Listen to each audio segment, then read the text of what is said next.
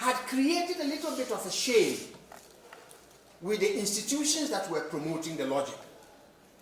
So the IMF and the World Bank found their backs against the wall, and development assistance, those who pay them, give them the money to lend, also then started to retreat. So politics in the developed world turned against development assistance generally, but that also meant that there was a major danger for the institutions that were promoting them. There was another source of embarrassment, which is that in all the periods of the 1980s, 1990s, that the only part of the world that was growing and industrializing were the parts of the world that did not allow the dismantling of the state. And that is North Asia, East Asia, and Southeast Asia. So Latin America and Africa, that were the subjects of this experimentation, went into serious contraction and de-industrialized quite rapidly.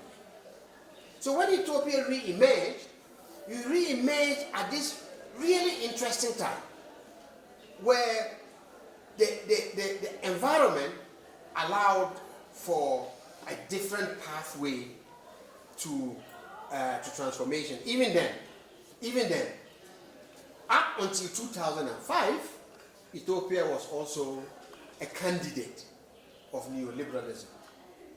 Whatever 2005's election results were, they were definitely an important wake-up call for Ethiopia. This wake-up call basically said that the purpose of a liberation movement in power is to make the rural economy function and link the rural economy to an urban economy through industrial development. This is the only justification for a liberation movement running a state.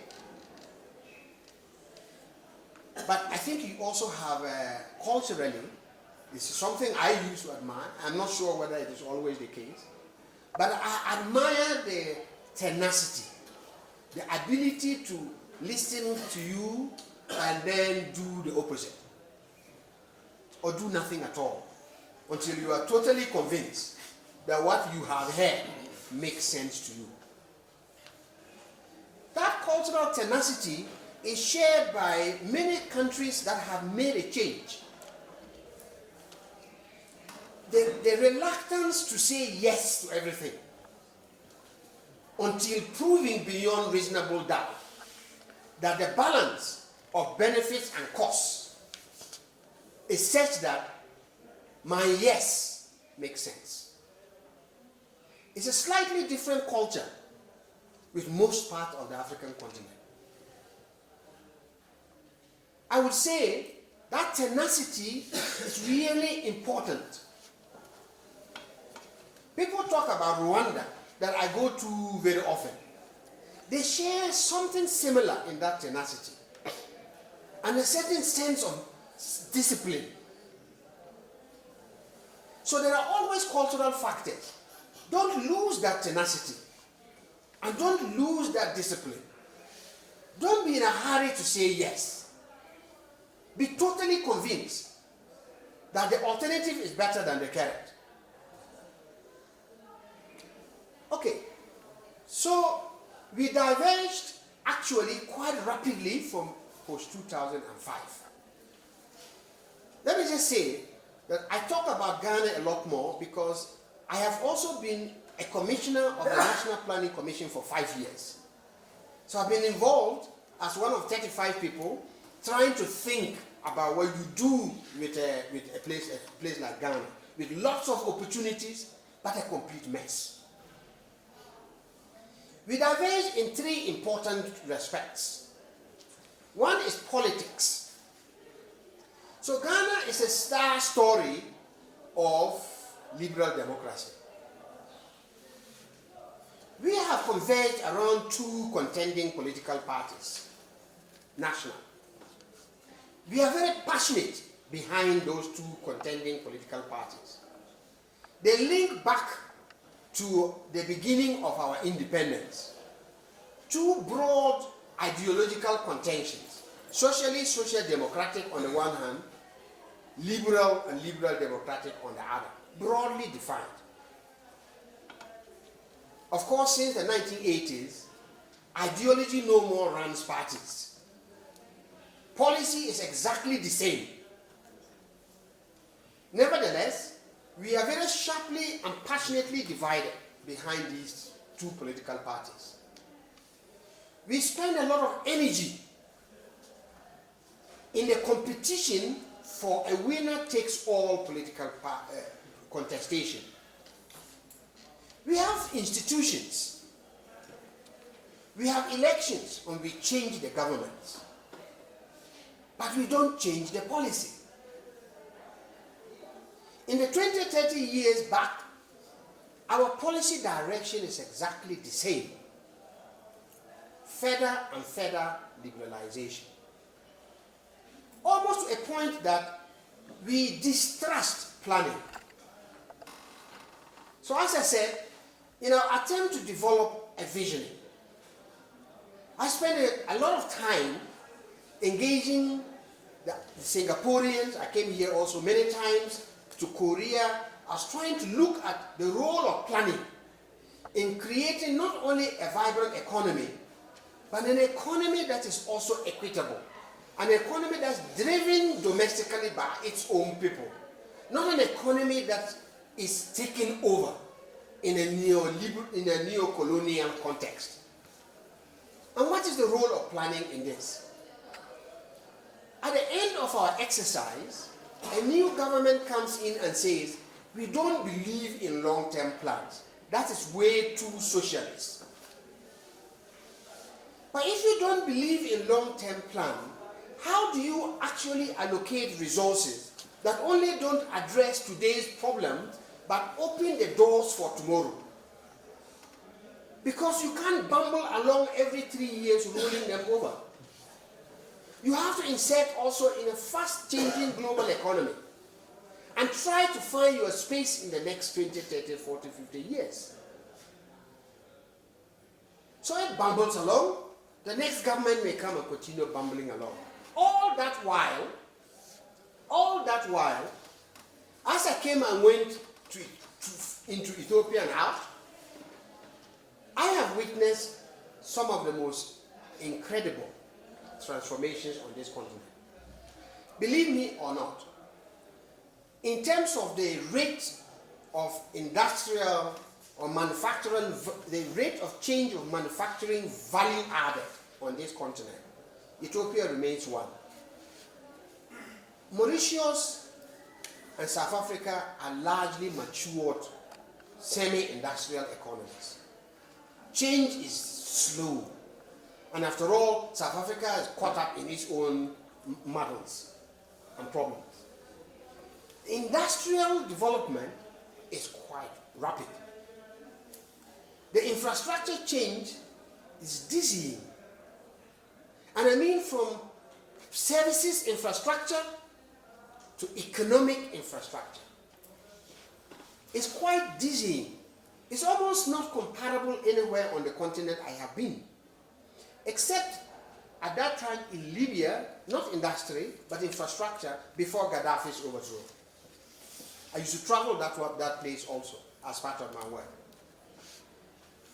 I think you have to look out to appreciate what had happened post-2005. And this is because there is some, in our view, when we used to engage, and we used to engage and help bring other people. Anyway, later on, Meles built his relationships very quickly. It didn't matter. But some seasoned economists, Joe Stiglitz and the type, that are not particularly radical thinkers, but they are structuralists, economists, mainstream, but structuralists in context, in the way they are thinking, to engage. But to engage also in the understanding of the coherence. So the coherence not only in what policies do you do in your macroeconomy, how do you solve your debt problems, how do you balance your books a little bit, how do you do sectoral policy to get industrial development going, not just that, but how those also lead to lifting all boats as much as you can And how does that process of economic reform also connect with the thinking of politics? I know that this term that Melis used to use is kind of far-reaching, and as I follow changes, it's slowly being diminished. But don't, because it encapsulates the challenges that we have on this continent. This is the concept of democratic developmentalism. It's a mouthful, but it is really the contending alternative theory. Neoliberal theory, political theory goes with neoclassical economics. You believe in it, you don't believe in it, they don't lead to development, but they lead to some kind of coherence in thinking. They certainly don't drive development in countries at a very late stage of industrialization. But there's coherence in the thinking. Democratic developmentalism said the following to me: we have to develop. We can learn from those who were also late industrializers and have made a change. We can adapt those lessons in economic development. But we are operating in a different era. We're operating in a context in which majority of our people are rural, not educated. Productivity levels are low.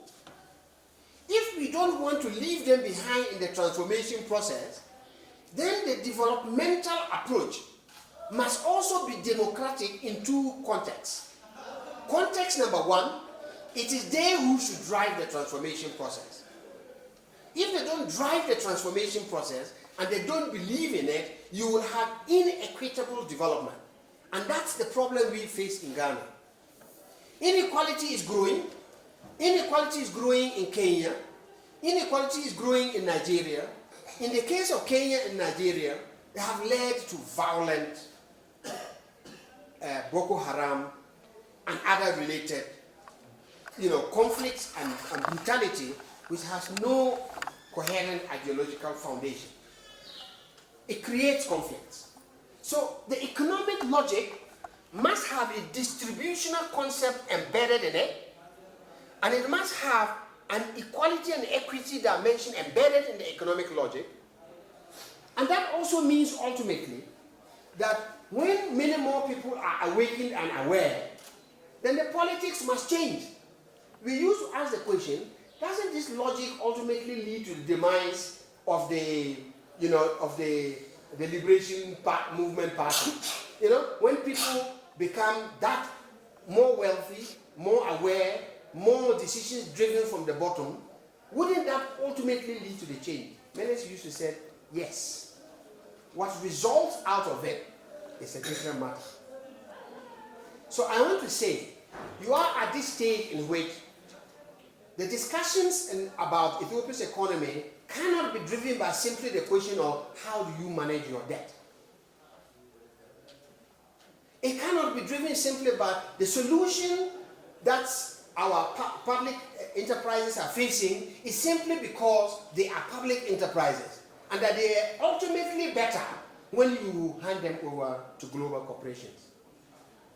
The question has to be, in trying to transform and make these public enterprises more productive, where is the role of national business people, the domestic entrepreneur? How do we avoid a situation where the most prized assets, such as telecommunications, such as the banking sector, become almost wholly transferred in a manner that the economy's backbone is lost?